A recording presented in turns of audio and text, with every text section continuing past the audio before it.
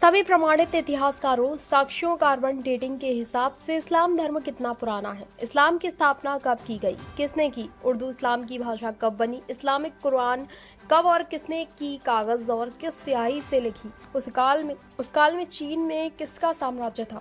वह के इतिहासकार कौन थे? उनका नाम और परिवार कौन थे? उनकी भाषा और मुद्रा कौन सी थी? इस्लाम धर्म का इतिहास।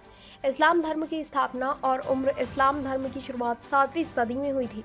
इस्लाम के संस्थापक पैगंबर मोहम्मद माने जाते हैं, जिनका जन्म 570 ईस्वी में मक्का वर्तमान सऊदी अरब में हुआ था। इस्लाम की आधिकारिक स्थापना 610 ईस्वी में हुई, जब पैगंबर मोहम्मद को पहली बार जिब्रील ग्रेबियल फरिश्ते के माध्यम से अल्लाह का संदेश प्राप्त हुआ, जिसके बाद कुरान के रूप में संकलित किया गया।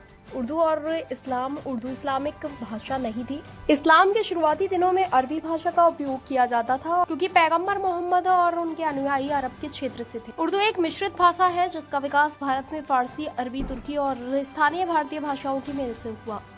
उर्दू का इस्लामिक समाज में उपयोग 12वीं-13वीं सदी के दौरान बढ़ा, जब मुस्लिम शासक भारतीय उपमहाद्वीप में आए। हालांकि इस्लामिक धार्मिक ग्रंथों के लिए अब भी अरबी भाषा का ही प्रमुखता से उपयोग होता है। कुरान के प्रारंभिक के लेखन के लिए पपीरस और चमड़े जैसे प्राकृतिक सामग्रियों का उपयोग किया जाता था। कागज का इस्तेमाल इस्लामी दुनिया में 8वीं सदी के बाद चीन से आया। सबसे पहले कुरान मोहम्मद के अनुयायी ने उनके जीवित रहने के दौरान ही स्मरण द्वारा संरक्षित किया था। उनकी मृत्यु के बाद उनके निर्देशों के अनुसार इसे लिखित रूप में संकलित किया गया।